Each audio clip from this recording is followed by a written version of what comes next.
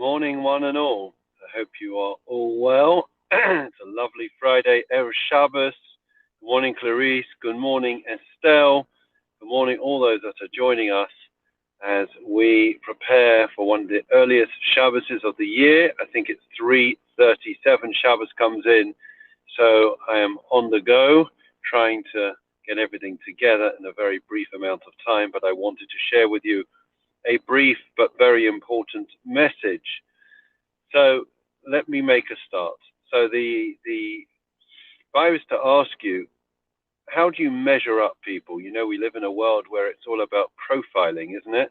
You know, when you go through the airport, when you go through security, automatically we are being sized up, we are being measured, we are being profiled. What type of person are we? Are we a threat? Are we somebody of means? You know, we're always being profiled and being judged. How do we know who somebody really is? And very often it's what they talk about, right? When you catch them off guard, you know, on a regular day when they're not trying to make an impression, what exactly is the first topic of conversation? What's on the tip of their tongue? And very often I find that, you know, if you sit down at a dinner, at a wedding, at a bar mitzvah, at a simcha, or even dinner on a Friday night, and you just let people talk, very quickly you know what exactly a person is up to and what drives them, what's at the center of their lives. Good morning, Rachel. Good morning, Caroline. Good morning, Rebecca. Good morning, Carol. There's a sudden rush. Everyone's come on. So we're asking the question as to how we judge people and how do we know who people really are. And we said that one of the key components would be to see what is the topic of conversation that they start bringing up when we have any type of get together, be it at a simcha or Friday night. So, Vayigash Yehuda. So we've got to imagine the scene. Joseph has been away from his family for over 20 years. Okay, his father hasn't seen him. His father initially was told that he was dead, right? And now we have this great moment of reunion between Jacob, the patriarch of our nation, who was the father of the 12 tribes, the future of Israel, and Joseph, his favorite son. So we're told that in preparation for this epic encounter and reunion, Joseph sends to his father agalot, wagons. Rashi, one of the great medieval commentators, points out why did he need to send him wagons? So it wasn't just a matter of transportation and giving honor to his father, but there was a hidden code, right? And this code was a message that only Jacob and Joseph would be able to decipher and understand. You see, Joseph, before he left his father's home at the age of 17, he was the one who would stay at home and would learn with his father. That was the language that they spoke. That was the code, if you want, for what they connected through. And therefore, the very last topic, the Medrash says, that Joseph had learnt with his father before their separation was what? It was about a topic called the Egla Arufa, the decapitated calf. Basically, we don't need to go into it now, but that was the topic. And therefore, when he sent the wagons, we're told that it was a play on words. The word for a wagon is agala in Hebrew. Similar, same letters, similar word to Egla. So therefore, what Joseph was trying to do, friends, was to send a message to his father, to reassure his father that I am the real Joseph. I'm Spartacus. No, I am the real Joseph. And how did he do that? By sending something that only that his father would know he was not an imposter, but he was the real article. And that was something that was the soul language, which is what connected them, which was the learning of Torah, the last thing that they learned before they were separated. There's a story that relates to this, which happened probably 250 years ago, at the time of the Vilna Gaon.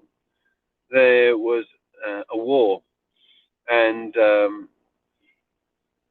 the husbands all went off to the war, and then one of the men had gone missing in action, and nobody knew what had happened to him. The wife thought, that she didn't know what to think, but she feared the worst. And all of a sudden, her husband comes home. He says, "I'm home," and he knew, and she didn't recognize him. He seemed to have changed during the war, and yet, for all intents and purposes, he was able to share with her all the information about their private lives. He seemed to be the real deal, but there was something that was niggling. She wasn't 100% sure. There was something strange and weird about him. So she went with her concern to the Vilna Gaon, the greatest sage of the time.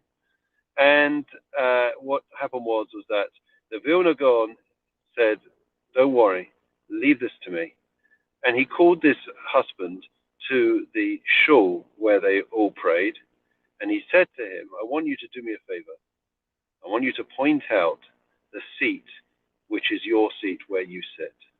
And the man broke down and cried and confessed the fact that his friend, who was the real husband, had died in the war, been killed in the war. But of course, being at war, that he knew all the information. And therefore, he'd found out about his home, his family, his personal life, and he knew all of that. So they asked the Vilna Gaon afterwards, how did he manage to discern that to detect that this was an imposter? How did he know to ask the question of, "Show me your seat in shul"? Maybe the friend had given that. And the answer that the Vilna Gaon said was telling. He said that this was, we speak about what's on our minds, and he knew that if somebody's devious, somebody's deceitful, dishonest, they're not going to be interested in finding out about a spiritual matter, right? They're going to be interested in finding out about financial matters, family matters, but spiritual matters are the furthest thing from their minds. So therefore, this man, if he was an imposter, would never found out and asked the question as to which seat in shul. So we have to ask ourselves the question about what exactly is it that is our soul language? What is it that we are really driven by? What do we speak about constantly? Is it the sports, right? Is it a TV show, right? What is it that drives us? And there has to be something, friends, for each and every one of you, and I include myself in it, which we are able to say, no, actually, this is an important matter. This is the language of the soul. This is my language. This is what is important to me. I want to move community forwards. I want to make a difference. It's interesting that I had the pleasure of sitting with the late, great Rabbi Lord Sachs on a couple of occasions. And there was never, ever any small talk. It was always ideals. It was always virtues. It was always big ideas that he had for the future, for solving world problems. Big people speak and think about big ideas. Little people speak about little issues or about people rather than trying to change the world. Let's move forward as we move to Shabbat, Vayigash, to start thinking and leading our lives in terms of big ideas, big virtues, and thereby make a big difference. Wishing you all Shabbat Shalom. Looking forward to, please God, to seeing you in Shul. And if not, we'll see you after Shabbat. Take care.